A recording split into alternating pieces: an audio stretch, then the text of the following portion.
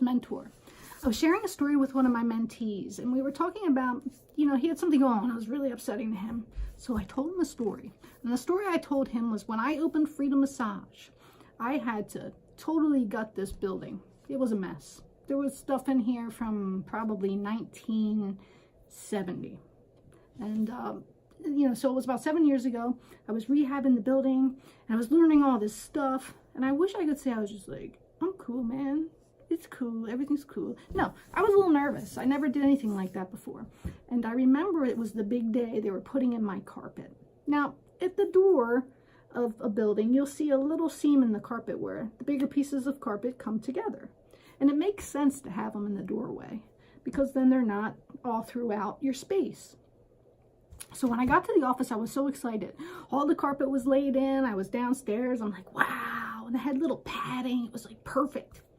I walked up the stairs to the lobby area, and there it was.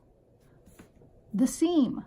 They put a seam down the middle of my lobby, a seam across the lobby, the whole lobby. So it wasn't like a doorway. It was like my lobby was split in half, and there was two big pieces of carpet that met right in the middle. And I was thinking to myself, why would they put the seam in the middle of the lobby? And I got really upset about the seam. I went to sleep thinking about the seam. How am I going to get rid of the seam? So I went to Home Depot. I talked to them. We're back and forth about the seam. The seam really upset me. I was upset about the seam.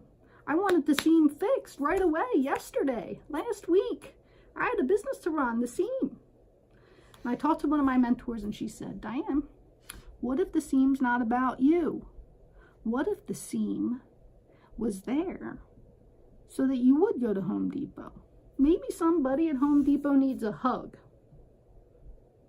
I thought to myself, maybe everything's not about me. It's just a seam. So I started jumping over the seam. I'd wave to the seam. I said, hello, seam. And then before I knew it, Home Depot was in, put a seam in a different place. And I hugged the people at Home Depot. We had a great time.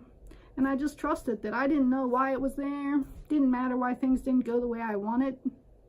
Sometimes they won't. And sometimes the purpose of all that is to be kind and loving to others and get out of yourself. So that's what I wanted to share today. If there's a seam, there's something going on. Instead of seeing it as a problem, maybe it's an opportunity to give a stranger a hug. I like giving hugs.